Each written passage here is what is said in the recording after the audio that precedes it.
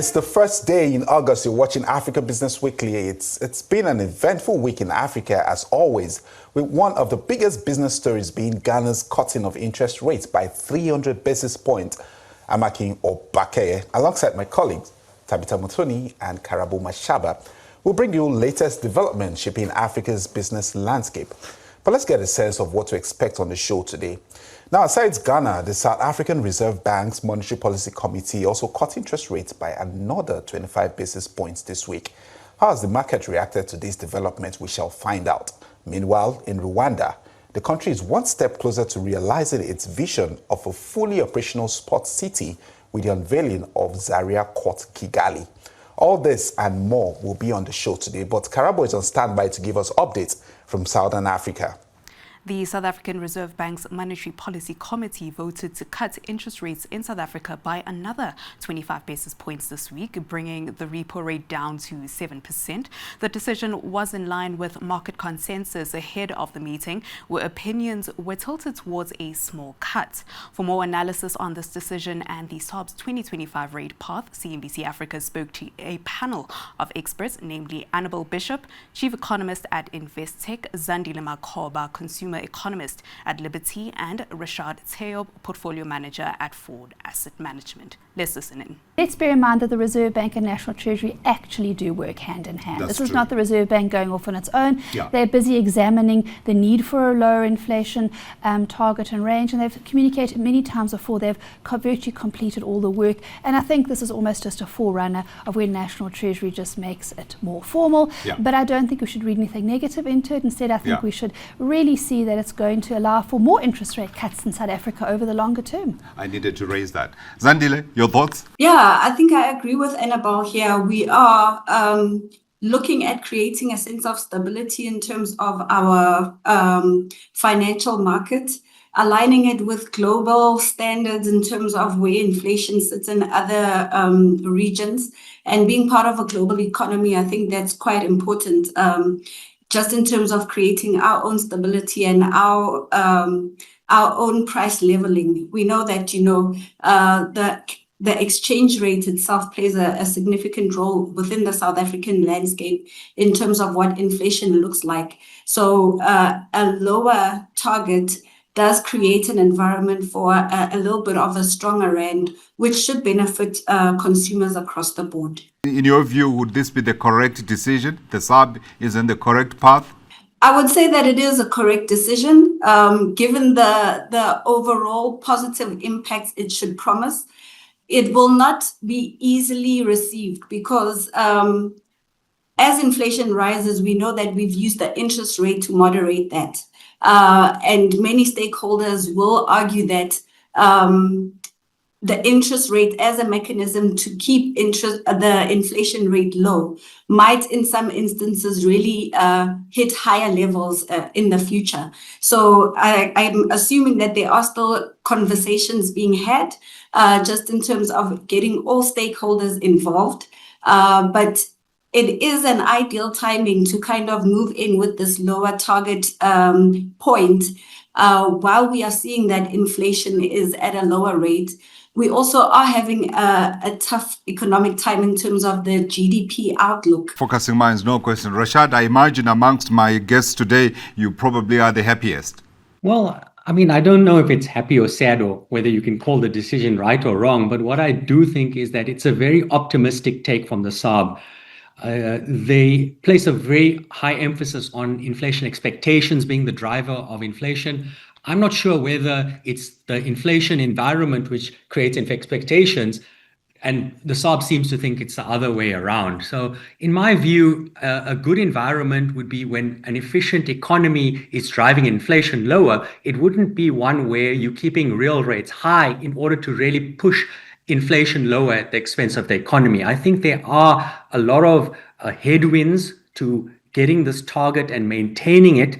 And I think Governor Kganyago spelled them out. He talked about fiscal sustainability. He talked about structural reform. He talked about unit labor costs, and he mentioned them in passing. But these are not easy things to get under control. So yes, we can all be happy that because inflation is close to the new target at the moment, but once it starts ticking up, and if it gets towards 4% or a little bit above by the end or early next year, it places them in a very tough decision and makes the SARB's decision a lot more politicized. Now shifting gears to another part of the region, Malawi is approaching a very crucial general election set to take place on September 16th, and already the political temperature is rising. For more, CNBC Africa spoke to one of the presidential candidates, Kabambe, who is the leader of the United Transformation Movement. When I look at Malawi now, it's a country with abundance of natural resources. We have a lot of gas and oil in this country. We have a lot of minerals, from graphite to uranium, bauxite, gold, clinker, rare earth, and indeed many other natural resources that we have. In some cases, much better and in larger volumes and quantities than is available in other countries who are doing very, very well. Sure. We also have a lot of natural water reserves, good fertile arable land, which would have done agriculture much better. But despite having all these natural resources, who would be valued in trillions of dollars, but Malawi remains poor. That's the irony that we have. Currently, every year, over half of the population starve. They don't have food. Over half of the population is stunted, a sign that food security is a perpetual and perennial challenge. Currently, over 75% of the people in Malawi live below the poverty line. Sure. 91% of Malawians are jobless. When we go into our hospitals, there are no medicines. Our schools, the infrastructure is bad. Access and quality of education is bad. When you look at our infrastructure for roads, rail, air, and all that is so bad. So that's the irony, that on one hand, we have a country full of natural resources in trillions of dollars value, and yet its people remain poor. So what has been a challenge over the years is leadership. We have been having leadership crisis after leadership crisis after leadership crisis. Leadership that is too corrupt, leadership that is too incompetent, leadership that is clueless, leadership that is simply unable to change the destiny of Malawians. Sure. And this is why some of us have stepped in to try to see whether we can bring in a proper leadership. I have served in the Malawi government for over 25 years, started as an economist, rose to the principal secretary of a ministry of finance, was once budget director, and I was also once governor of the Reserve Bank. So to me, my own analysis is that what is a challenge in Malawi is leadership. Leadership that has been a problem in terms of giving proper stewardship to our resources, to make use of those and develop. So what will you change, given, as you say, you have analyzed the whole situation in terms of what's keeping Malawians down in the country, the resources are there, and yet the country is poor. What will you change should you get the chance to lead? Yes, there are three things that are going to immediately change. Number one is to make sure that when it comes to hiring and appointments, you are appointing people based on merit only. Currently, people are appointed based on where they're coming from. Too tribalistic, too nepotistic, too cronyistic, that we appoint people that are politically connected, and in the process, they don't deliver. And this is where we draw the curtains on the major stories in Southern Africa for this week. It's back to you. Many thanks there, Karabo. Tabitha, can you bring us up to speed with activities in East Africa? Hello and good evening. It's been a dynamic week across the region as African markets ramp up efforts to close the $48 billion annual methane funding gap. From carbon markets to special drawing rights and blended finance, new tools are coming into play. One of the most promising, the Africa Methane Abatement Bond, a new financial instrument that could unlock billions in climate funding. I spoke to Ibrahima Aidara, senior advisor at Africa At Least, to unpack its potential. The large consensus that methane is potent greenhouse, over 80 times more impactful than CO2 over a 20 years period. Yet it has been largely neglected in climate financing space, especially in Africa. So for our continent, this is critical because many of our emissions come from from waste and oil and gas operation sectors that are highly methane intensive, but yet underfunded. One key reason for this oversight is the historical focus on carbon dioxide and long-term net zero targets. Methane, with its shorter atmospheric lifespan, is kind of a low-hanging fruit for climate mitigation. But this hasn't translated into proportional funding. For Africa, where climate vulnerability is acute, cutting methane emission is both a development and climate imperative. I think it's improved air quality, public health, and agri productivity, which is critical for our population. Yes, indeed. And looking at the launch that you're seeing here, that is of the Africa Methane Abatement Bond, that is the AMAB. We do have some pilots we are seeing in Nigeria, Egypt, and even Angola, and also the drafting of methane abatement guidelines for 19 high-emitting countries. So, Ibrahima, what are some of the early results that we're seeing emerge from these efforts, and how do they align with the global methane pledge? And also, in terms of key policies there, are there any that we are seeing in terms of the implementation gaps that could be or need to be addressed early enough? Yes, effectively, there is some pilot country, at least 3 pilot countries, which namely Nigeria, Egypt, and Angola, and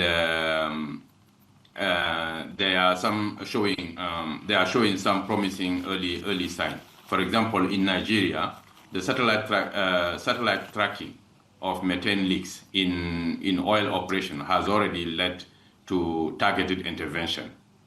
So in Egypt and Angola, they are integrating methane metrics into their national investment framework.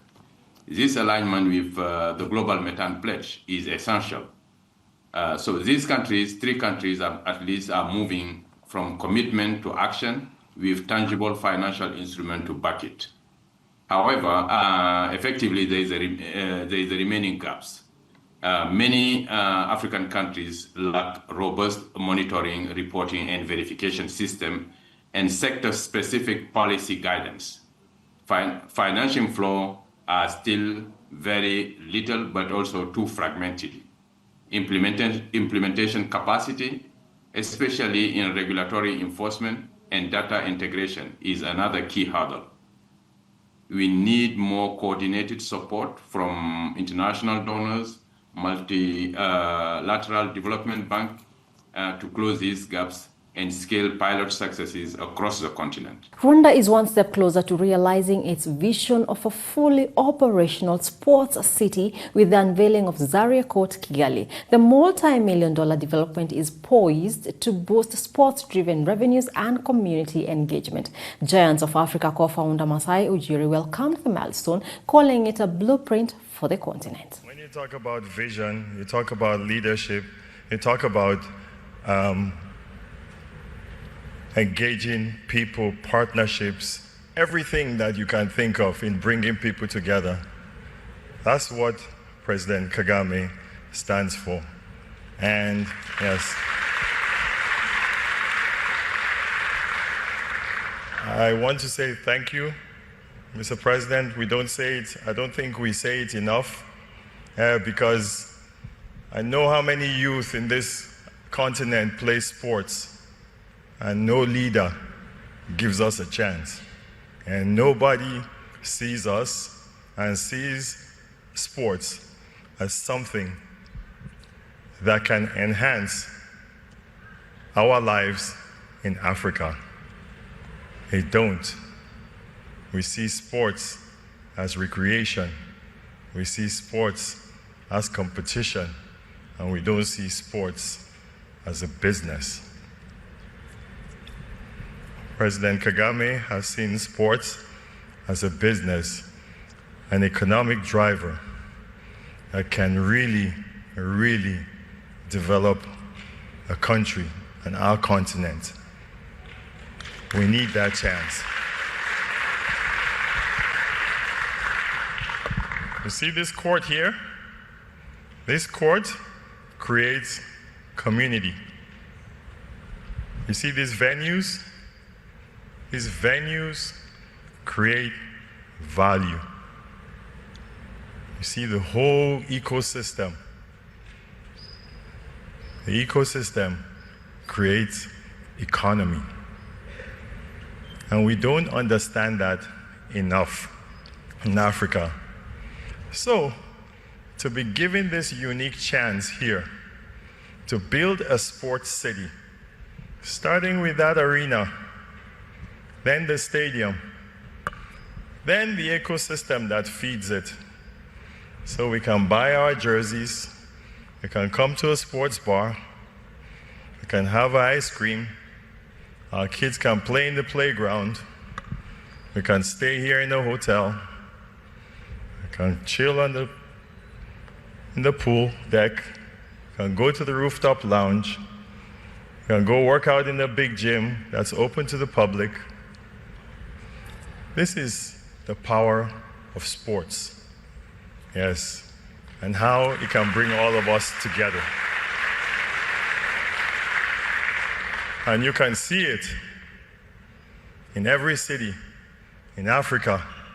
We have this right in the middle of the city, and they are all of them, nothing is happening. They're all destroyed. They were built 50 years ago.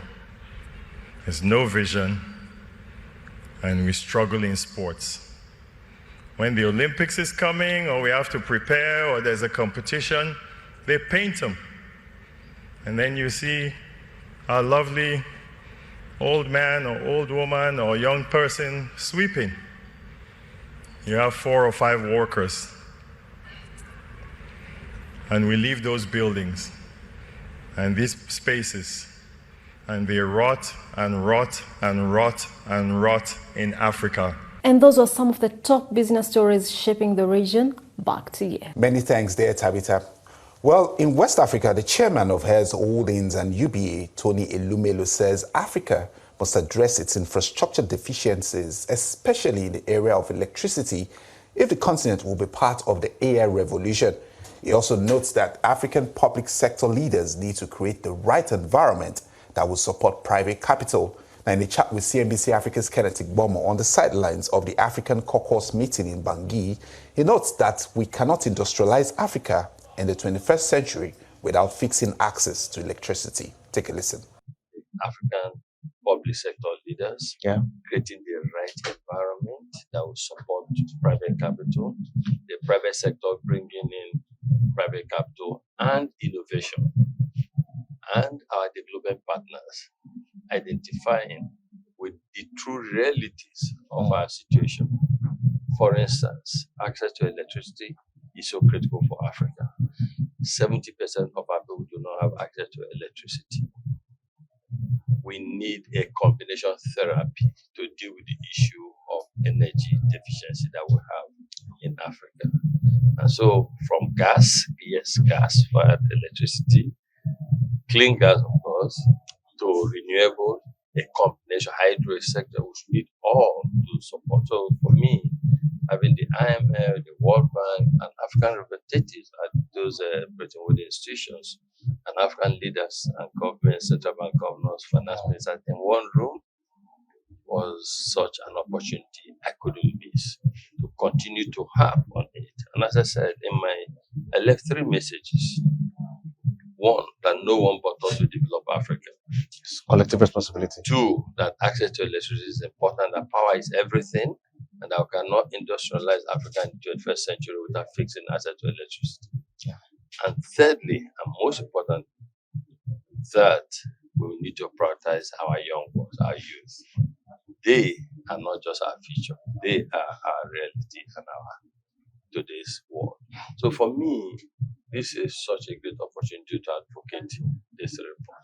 Yeah, because there was another profound message we put out there. I listened very keenly to what you said, and I was able to glean that out because you talked about we cannot achieve prosperity without the foundations of modern development. Correct.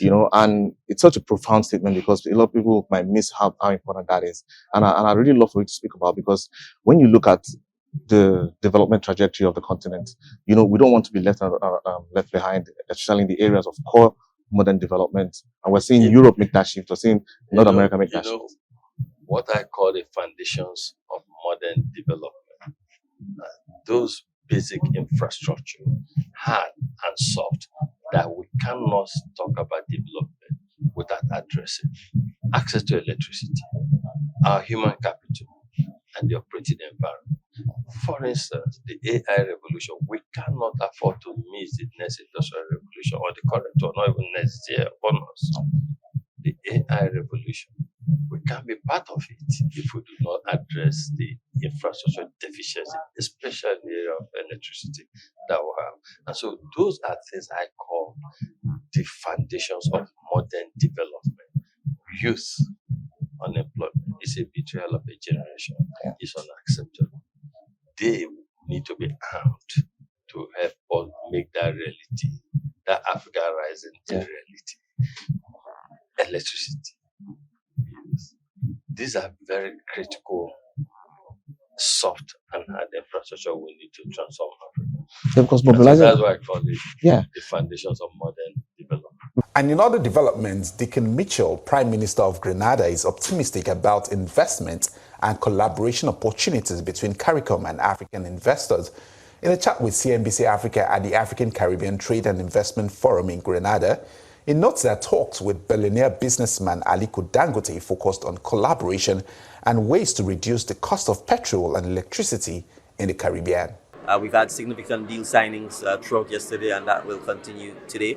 But I think more profoundly, you've heard the proposals for the establishment of a Global Africa Commission. You've heard some of the things that both myself and Professor Orama think the Commission can do. And that is critical because the Afrexim Bank is, after all, a bank. There are limitations to what it can do.